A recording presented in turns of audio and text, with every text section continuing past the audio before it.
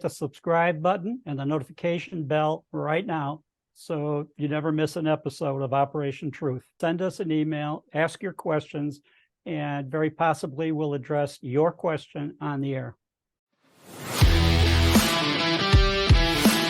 Operation Truth, the show they don't want you to see. Now, here's your host, Lou. This is Lou Palumbo. This is Operation Truth. It's a very, very simple name for a podcast because that's our exercise. We're just going to tell you the truth, independent of politics and agenda and political lenses. We're just going to tell you kind of how it is, not to spoon feed you, but to give you food for thought. We encourage you to be your own fact finder. It'll help you immensely. With me today, and as always, is Tom Fuentes, former assistant director of the FBI, immense amount of knowledge, also an historian. We're going to comment a lot today on what's going on in our country and also what's going on with this assault carried out by Hamas in the country of Israel. First thing I'd like to just mention just very quickly is that we are consumed suddenly on our airwaves with everything about what's going on in Israel. As I mentioned to you every week, and I'm going to until you get the memo, we have a big problem at the border. Now they're expressing concerns about people who are of Lebanese and various backgrounds that are threats to our security coming across. Tom is going to speak a little bit more about that in a moment. But for now, we have a problem with this border. It's destroying in major cities. We're watching it in real time. The loudest voices in opposition to this border policy are Democrats. You know, I keep talking about this big lie. We live in America, and that's what's happening. We lie to you about the border, lie to you about the major cities, lie to you about the economy. This pullout from Afghanistan, which is another topic we're going to get into because it's being suggested and in fact documented that some of the weapons showing up in the hands of Hamas are from Afghanistan when we left approximately $85 billion worth of armament. Another discussion, guys. But I just want to start out and bring on to topic this discussion regarding Israel and this invasion by Hamas. We'll talk about the Second Amendment too, which you're going to find interesting. The first thing I'm trying to do is figure out how we can justify from the position of anyone in Palestine, Iran, Lebanon, Syria, the scope and scale of this invasion, which is what it was in the country of Israel. Someone please explain it to me. I know that they want to deny the beheadings of children and the just indiscriminate slaughter of its citizenry there. But how do you explain this invasion? Even if you were living in somewhat oppressive conditions as a result of things that Israel was doing, you know, they weren't being fair. Is this an appropriate response? Or is this just a continuance of an agenda held by many people in Islam, not all, but most, I hate to say, that they want to annihilate Israel. They want to remove it from the face of the earth. And let me just say one other thing to you, and Tom and I are going to speak about this. That's their agenda considering in concern of Western civilization. They want to annihilate Western civilization also. Don't be fooled about it. In any case, we're hearing about tunnels. I have a question. Who built them? We're going to discuss that today a little bit. I do want to know, does anyone have any historical recall of when Israel ever indiscriminately, without cause, deployed a missile and/or rocket towards another country or landmass like Gaza, the Gaza Strip? I have no recollection. Everything being done by Israel is being done defensively. Before I get on to Tom, I want to say one thing. If anyone doesn't understand what's going to happen here and what's going to be carried out by Netanyahu, boy, are you naive, because his intention is to basically annihilate everybody who stands in opposition of him at this point, starting with the Hamas. So, Tom, I just want to talk to you first of all about, you know, this thing about Israel invading this country and what's involved in going tunnel to tunnel or house to house, because I know you have some experience in that area. Am I correct, Tom? Yes. Very difficult proposition, Lou, to go into this situation because you have the potential of hostages being held anywhere. They could be in private residences in Palestine. They could be in basements and tunnels, we don't know. And I don't know that the Israelis know, because if they didn't have sufficient intelligence in the first place through their services, Mossad, Shin Bet, with the assistance of US CIA and MI6 from England, if they didn't have the knowledge to prevent the attack in the first place, I can't imagine that they have enough intelligence to know where 199 hostages are being housed. So that'll remain to be seen what they do and how they find that out, or they just go indiscriminately house to house and search the basement, search everywhere within a house to try to find these people. How dangerous is it, Tom?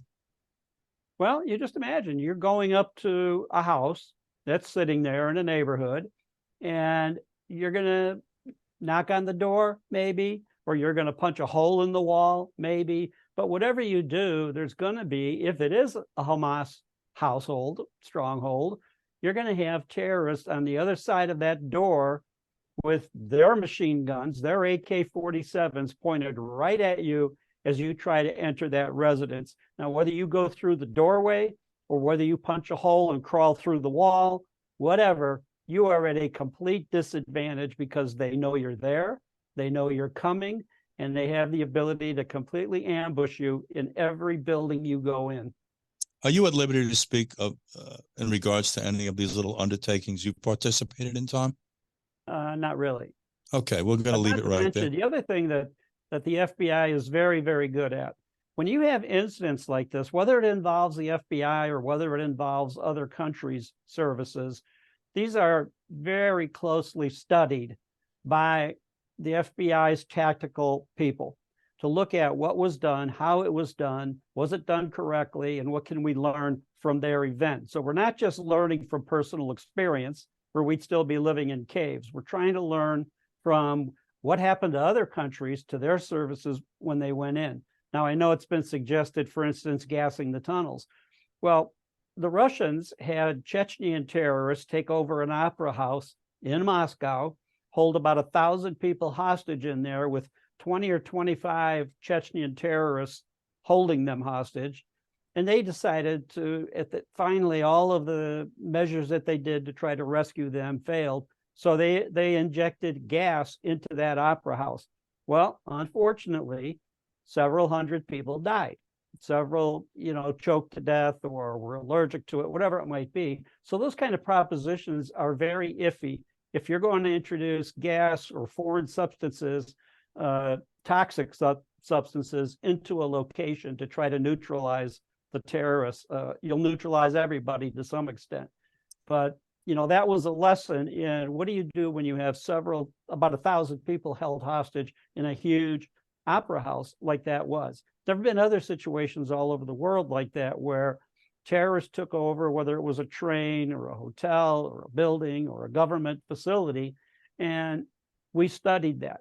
How did it end? What caused it to be successful or unsuccessful? And these are very intently studied. And right now, I can tell you that the Israelis, in consultation with CIA and MI6 from England, are studying this very closely and just shaking their heads that it's really close to mission impossible. I think you just summed it up right there, Tom. Mission impossible.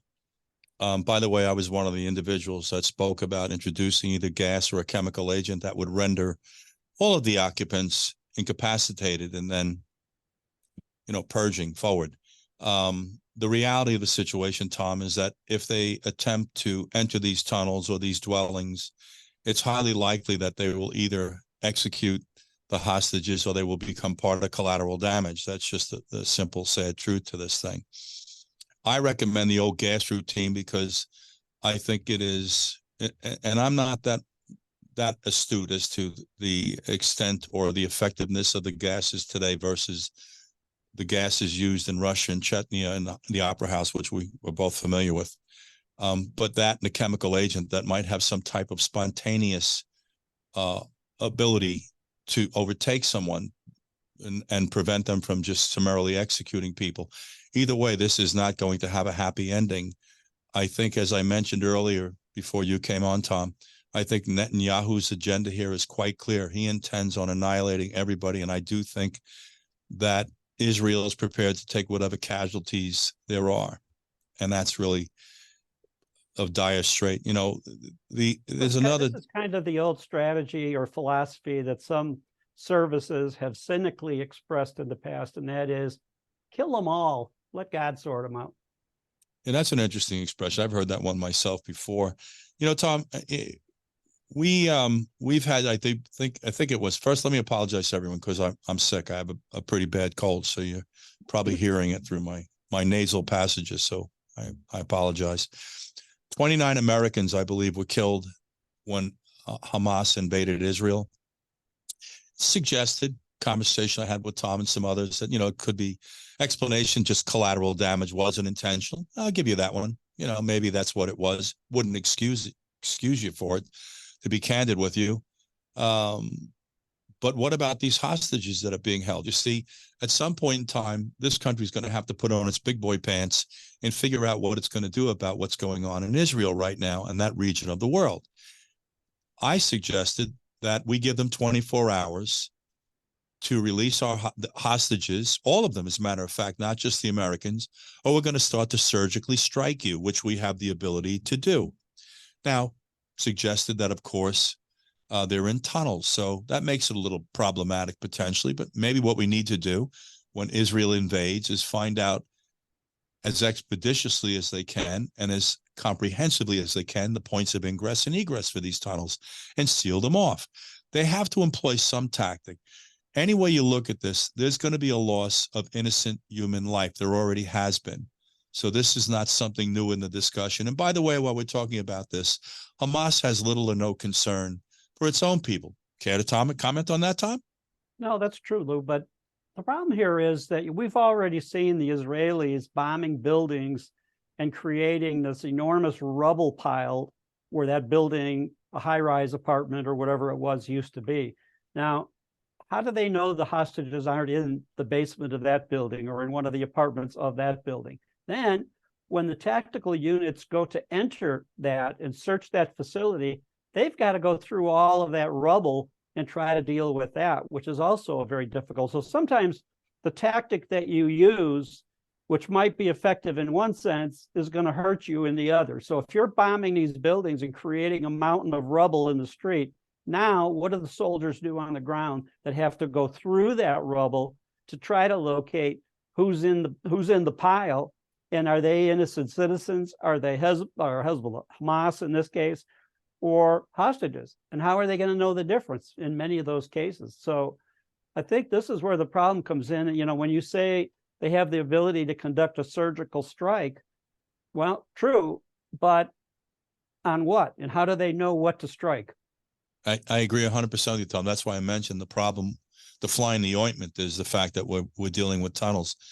Tom, one of the things that really eludes me is what did Hamas think the response from Israel was going to be, understanding historically how they respond and their position that they're not really concerned about forming coalitions with our friends, Germany, England, Italy, France. They just do whatever's necessary to preserve their state, understandably so. But I'm just curious, what do you think Israel was going to do? Lie back? Now, what's interesting, Tom? It's being suggested just in conversation, how could there have been such a comprehensive intelligence failure here? Is that exactly what happened? I mean, is that what happened? Did we allow this to happen for another purpose? These are questions that should be asked and answered, perhaps not now, but in the future. The thing I'm concerned about at this point is our intervention. We're going to have to do something here, Tom. I know that we have two carrier groups off the coast right now, the Eisenhower and the Gerald Ford. I guess that's a show of force. I don't understand this whole concept of show and force.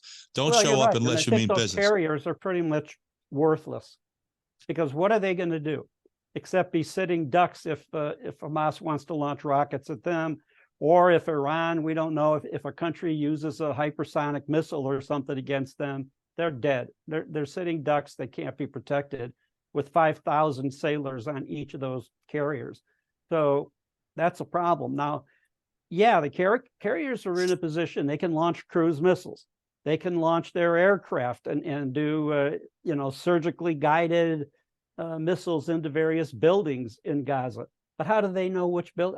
How do they have any more information guiding those carriers than what the Israelis have in the first place? And I think that's the problem I see with this whole thing is they want to strike, they want to do something, they want to get back at them for doing all this and don't know how to really do it that protects the hostages or innocent people that are separate from the hostages. The other thing is, you mentioned, what did Hamas think was going to happen? That's the strategy. Almost every major terrorism 101 says the terrorist intent is to provoke a response that's the retaliatory response is greater than what the original terrorist act is. So they hope that Israel will overreact, and they hope that they wipe out innocent citizens in Gaza, destroy buildings, have that kind of appearance for the worldwide press to look at. And I think that's their intent. That's what they're getting what they want in that sense. On the other hand, how do you do nothing? Do you ignore it and say, well, it's a shame we lost these people. It's a shame we have hostages. So yes, the governments, their government and ours, want to do something, desperately want to do something. The question is, and I'm sure they're debating in these meetings, and I've been in these type of meetings, they're very difficult when nobody has the right answer. Every answer is wrong. Some are more wrong than others, and that's the problem here. I think we've got a lot of answers, Tom, that are not going to, I'm going to say in long term, be favorable to this, but I agree with you. And so people have to be clear about something.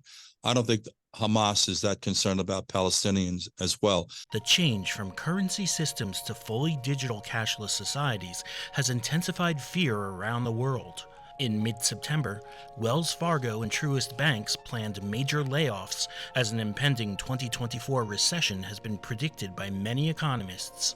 Many analysts are predicting silver will hit an all-time high in 2024. That's why you need to own silver as a hedge. Green energy demand will possibly turbocharge silver prices to 50, 100, even 300 an ounce, according to many experts around the world.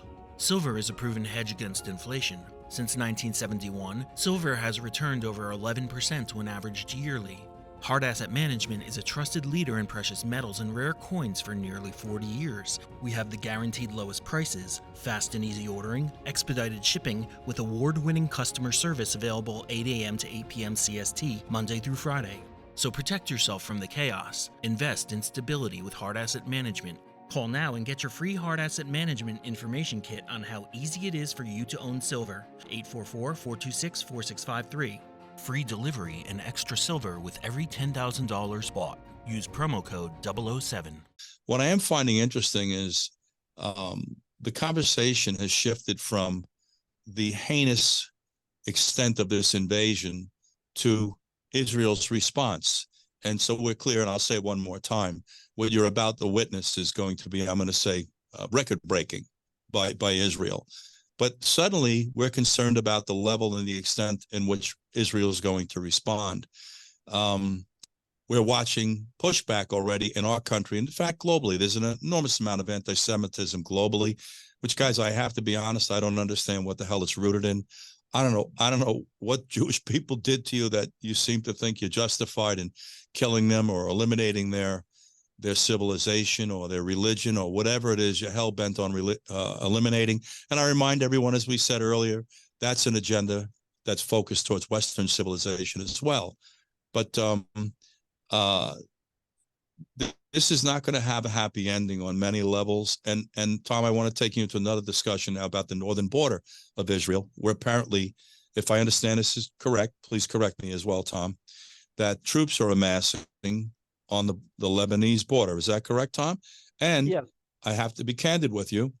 If I were the United States, this is going to be about crossing lines. Lines are going to be crossed. And each time we cross a line, it's going to clearly represent some form of escalation. What's the line that's crossed for the government to get our government to get involved in? In other words, if they suddenly start to experience the northern border being purged, right?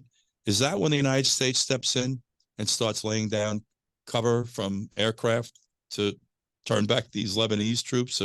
I think the master plan here, guys, is for Israel to be invaded. That's my opinion.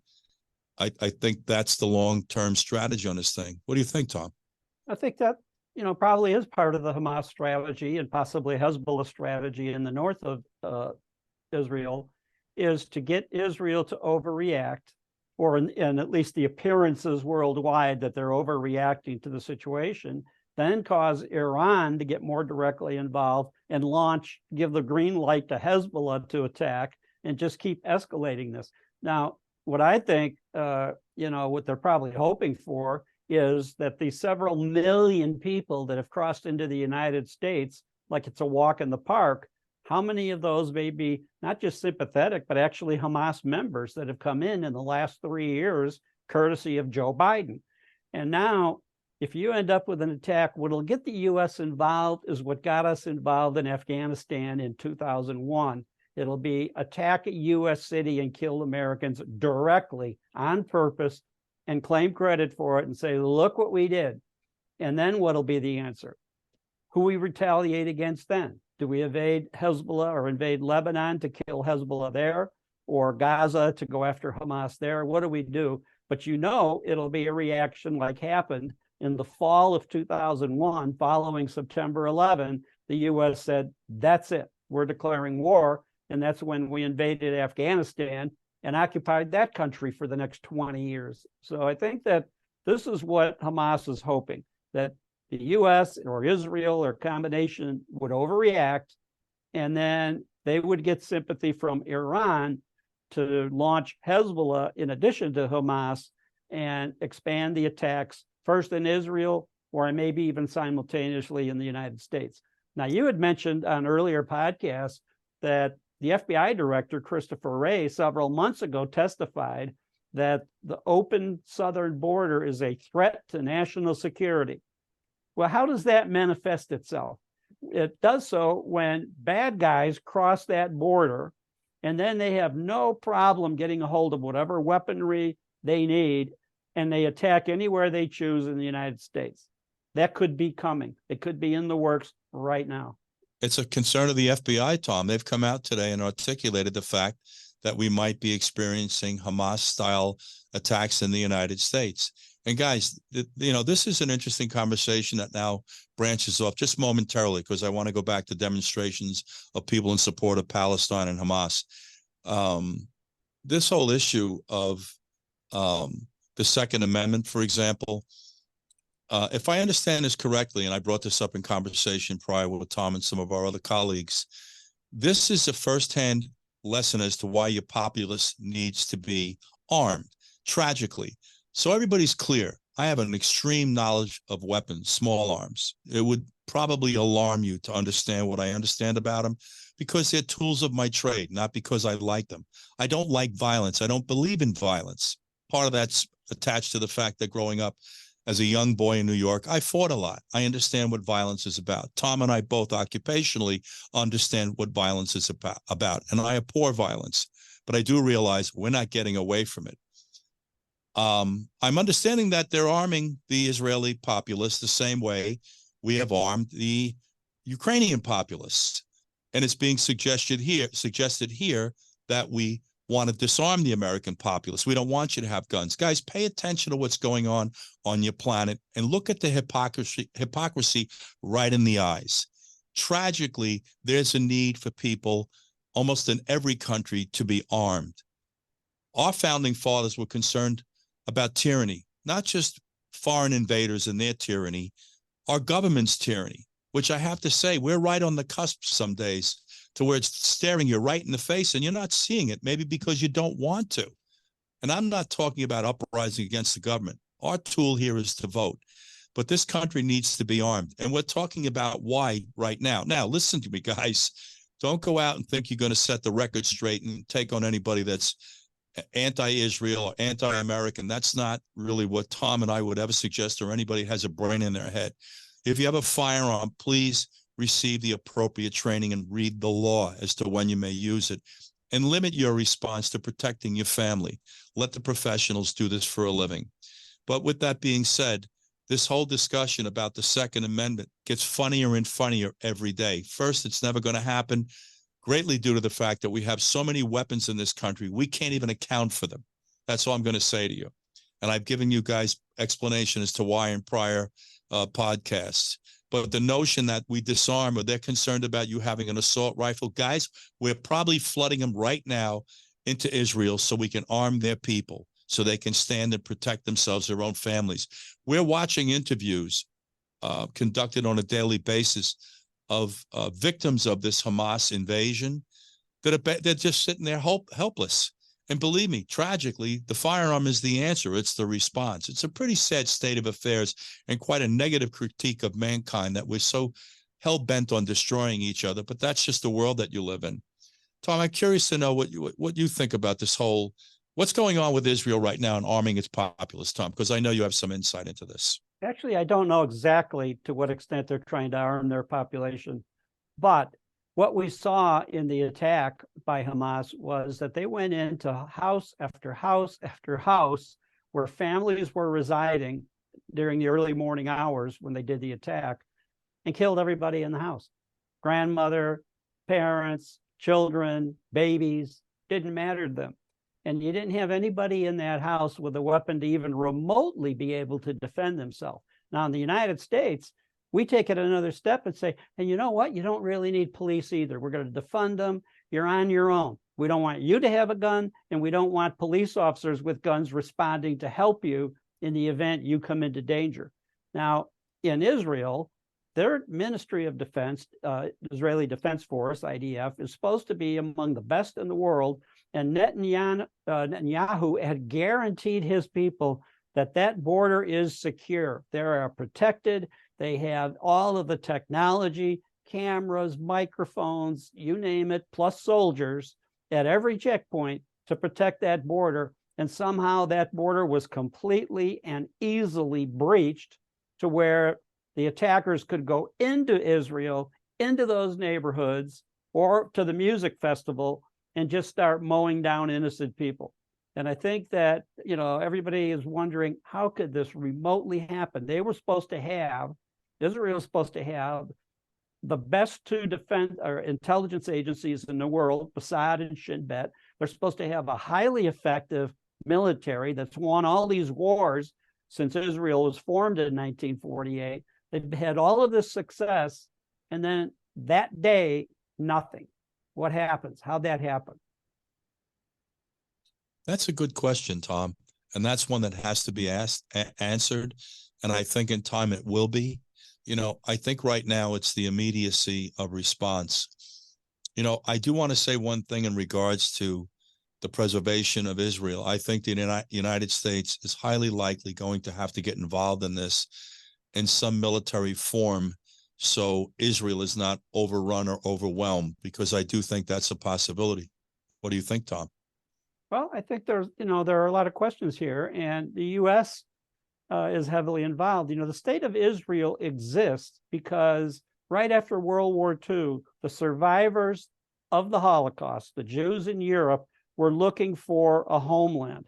And the ships set sail. If you've seen the movie Exodus, they tried to come to the United States. We wouldn't take them. Canada, the UK, every country would not take them. The answer that they came up with was, well, take some of the land in Israel and give it to, in the Middle East, and give it to Israel, you know, what is now Israel.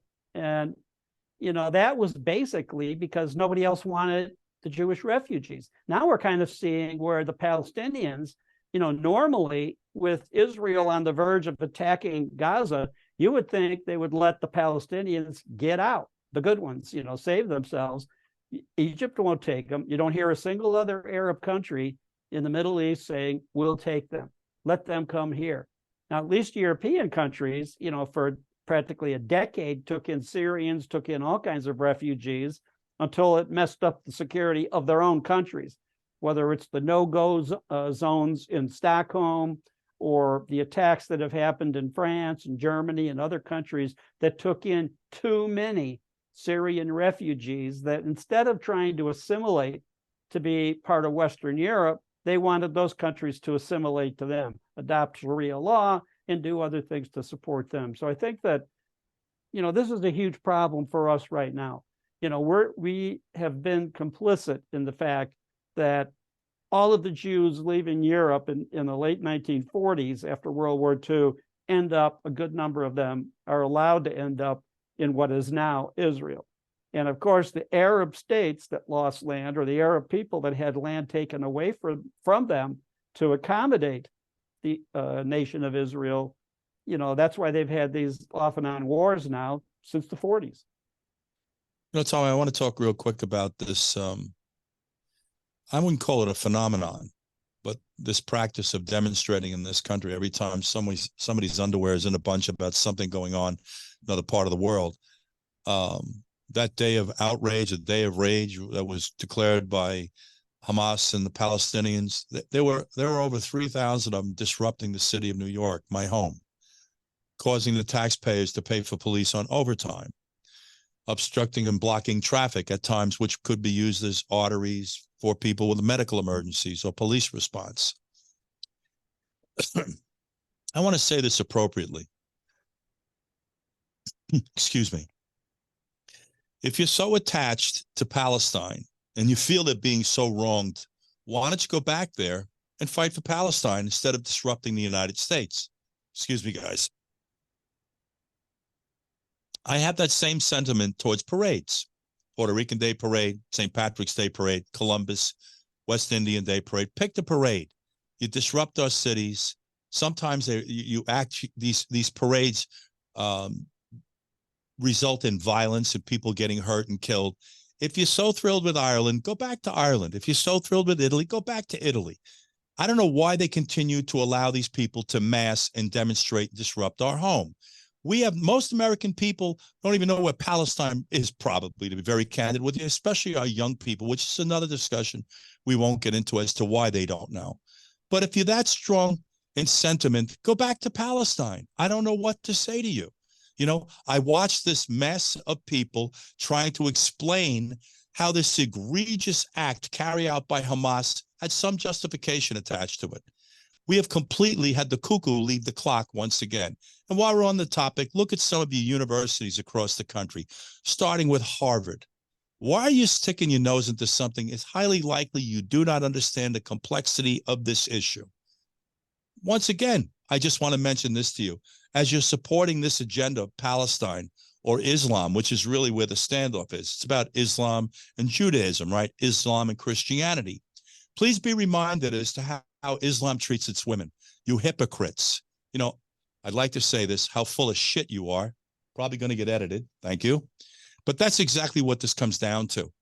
And I got to tell you, we were talking earlier about, I guess, some gay faction was in support of Palestine. Tom, what was that about? I have no idea why they would be. But they were. They were out. I mean, this is hilarious. Well, I think just, to be blunt, they're morons. They don't know history. They don't know the facts. They don't know that Islam absolutely, throws, they talk about transgender and the LGBTQ people and all of that. Islam throw them off the roofs of buildings. That's how sympathetic they are to transgender or gay or any of these other issues. So I think that people, that conflate that just don't understand, and they don't realize how stupid they are. I think that's kind of an across-the-board assessment. And I just want to say one thing to you, Tom, because I'm very fond of you. Don't insult morons, okay? If you can avoid that today, I would appreciate it. Let's not insult any morons, because this is like 2 steps beyond moronic. This is on the cusp of insanity and stupidity. But, again, the voice has to come from the leadership, of which is lacking in this country. To be very candid with you, I don't envy Joe Biden right now, because this is a hell of a situation we have going on in the Middle East that I know is going to translate to our country based on the number of people that are in this country that, in my opinion, don't belong. And for only one reason, guys. You didn't come here to become part of our civilization or our culture. You came here to change our culture into yours, which begs the question, if you think it's so wonderful where you came from, why don't you go back, or why didn't you just stay there? Why don't you try to assimilate, which lends itself to you abandoning some of these cultural backgrounds? It's just common sense. We're not saying you're not welcome here. You're not welcome here to come here and carry on like you do in your own country, whether it's South America, whether it's the continent of Europe or the Middle East. If you don't want to become part of this great conversation, go back home. This isn't personal, and it applies to everyone. I'm not singling anybody out. Anybody that hasn't gotten the memo that you need to assimilate and adopt certain cultural aspects of this country and Western civilization, you don't belong here. I want to mention something else that I brought up. I wonder if the founding fathers ever realized that some rocket scientist would decide that we were going to allow everybody on the planet to come into this country and everybody was going to be happy when you did this.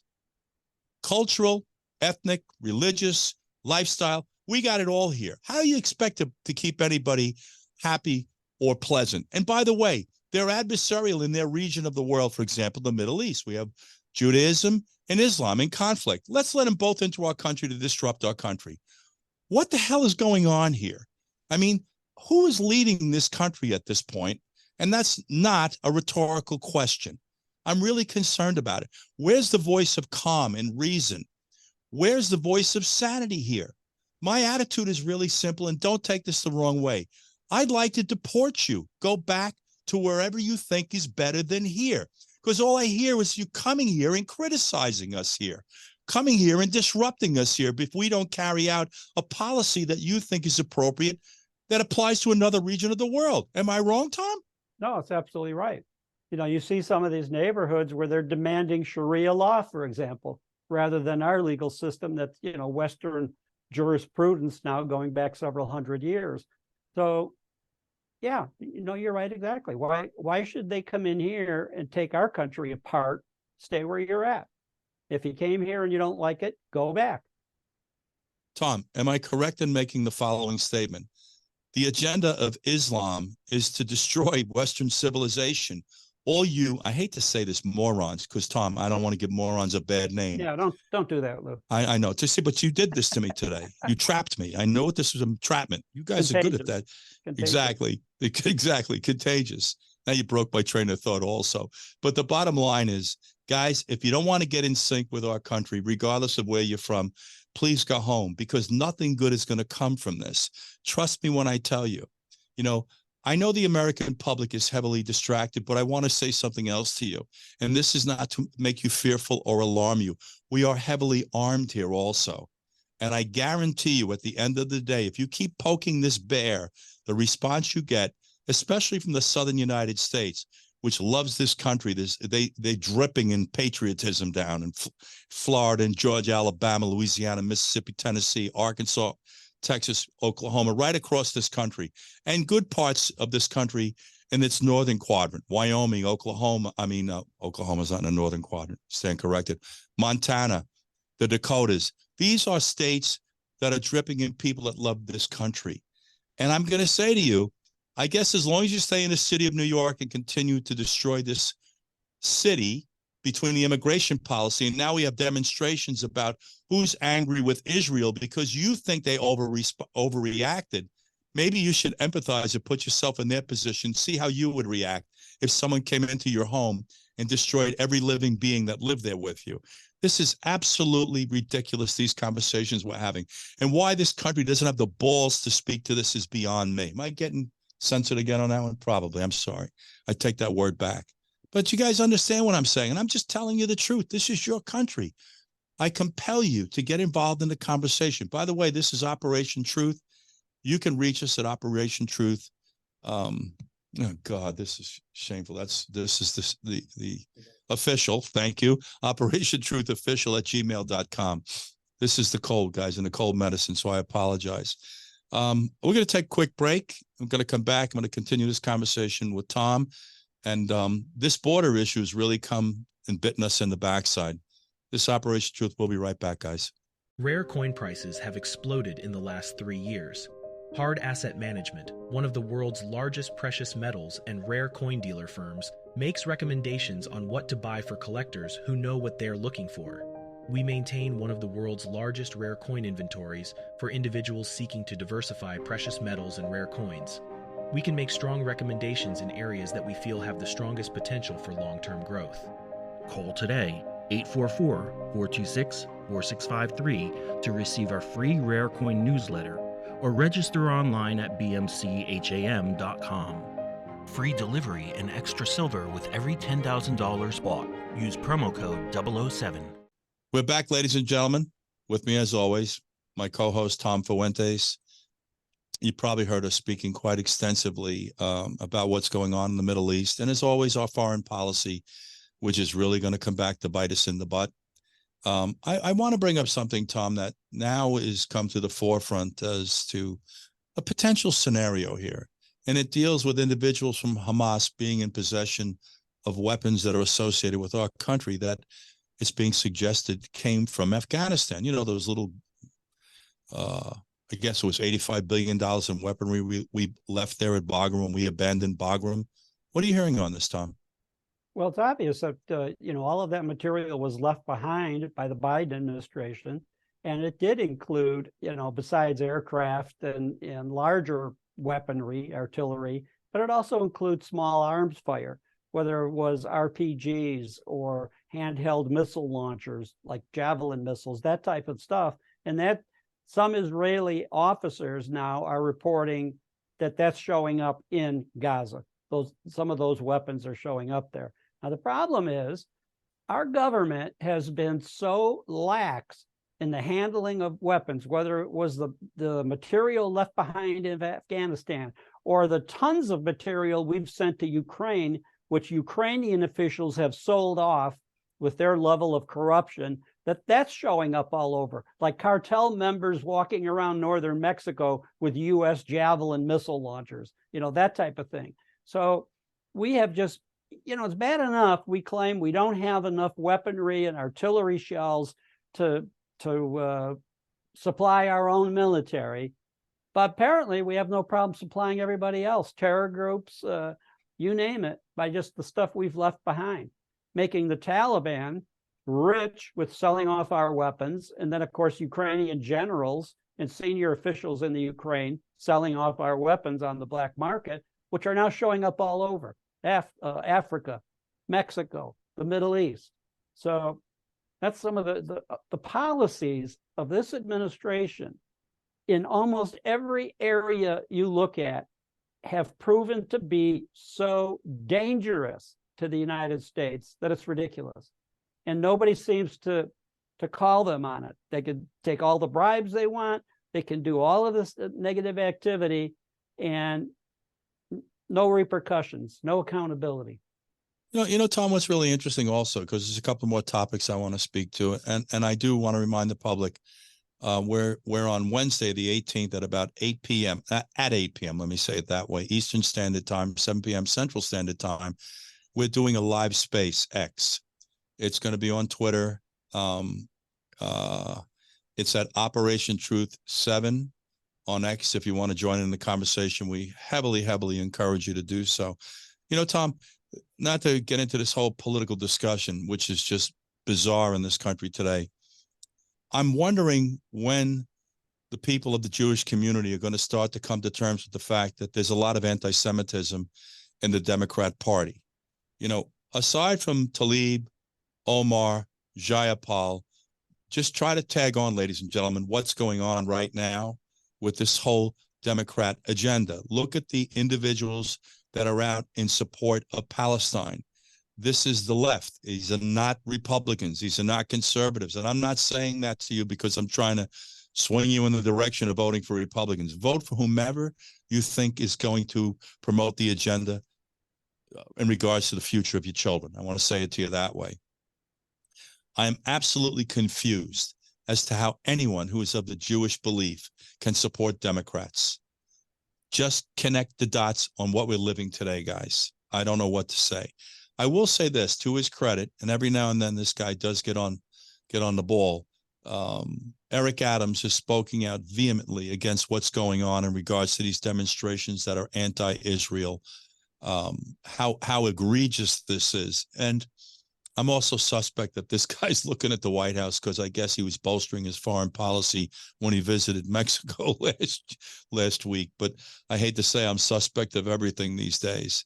Guys, and I just want to remind you again, please become part of the conversation. We're doing a live space on X, which is formerly known as Twitter, on Wednesday, the 18th of October at 8 p.m. Eastern Standard Time, and it's an hour earlier, Central Standard Time. Of course, 3 hours early, it'll be 5 o'clock Pacific Standard Time. You'll be able to connect with us, ask some questions, become part of this conversation. Guys, the reason we're doing this podcast is because we are up to our ass in alligators in this country right now. And if we don't course correct, you're not going to have a country. I'm telling you, and I'm not trying to be gloom and doom or scare anybody. I'm telling you the truth. I've had an interesting journey, and the handwriting is on the wall here. I am, as Tom states, gravely concerned about the leadership of our country. We don't seem to be doing anything right. And we were joking earlier about, the compiling a list of things we should do wrong and then making sure every day we do that. The real part of the problem today is we just bold-faced lie to you about everything that's going on in this country. I want to hear what they're going to say about what this level of intervention or support is going to be for Israel, because I know I've listened to the rhetoric at this point. Maybe we should be flying some planes over the northern border of Israel around Lebanon, right, Tom? Is that where they amass the Hezbollah? Just to give them a little wake-up call as to how quick this is going to end for you. I don't know what to say. And I know there's political sensitivities, and it's not as simple as just talking about it on there. It's far more convoluted, primarily because of the nature of engagement with Iran and monies we gave them. Tom, care to comment on that, by the way, Tom, this whole issue with money in Iran? Yeah, we've been giving them money now for, whether it was the Obama administration or now the Biden administration, whether we pay them for hostages or whether, we come up with some other excuse, with their nuclear weaponry program.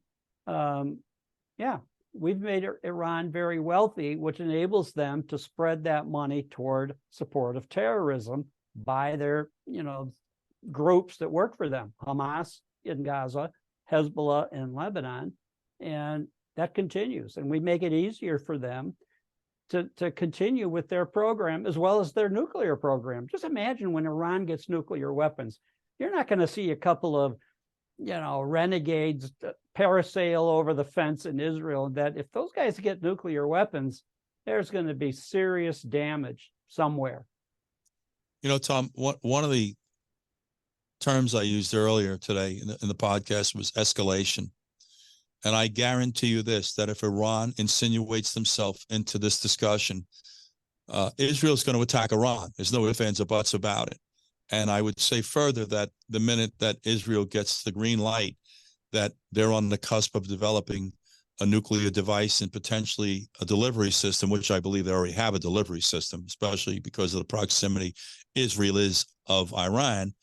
They're gonna go after Iran, And I'm going to say this: the viability of Israel going forward is heavily predicated on the support from this country. I think that's a safe statement to make, Tom. Would you agree? Well, I would, except how much support are we giving them? We've got Blinken making all those trips over there, our Secretary of State, basically kind of giving them a, subliminal warning to not be too strong in your attack in Gaza. Be careful, be proportional, so will we really support them at the end of the day? I don't know, and I don't think they know, and I don't think they believe it. Yeah, we put a couple of warships, aircraft carrier groups in the Mediterranean or in the Persian Gulf. Wow, that's great. We're showing all this strength. But the strength that they need or the backing that they're going to need, I don't know if it's going to be there when there's thousands of innocent casualties being shown on international television, wherever it might be, Iran or in Gaza. I just think at some point, unfortunately, a line will be crossed and our government's going to have no choice but to intercede on some level militaristically. That's just the reality of it. And if that isn't your intent, then you shouldn't be putting these aircraft carriers in the Mediterranean, because that's just disingenuous. And that's part of this whole concept of paper tiger. That's something that's critically important that we're not perceived to be. I'd be doing some flyovers over the northern border of Israel, just kind of as a suggestion, ladies and gentlemen.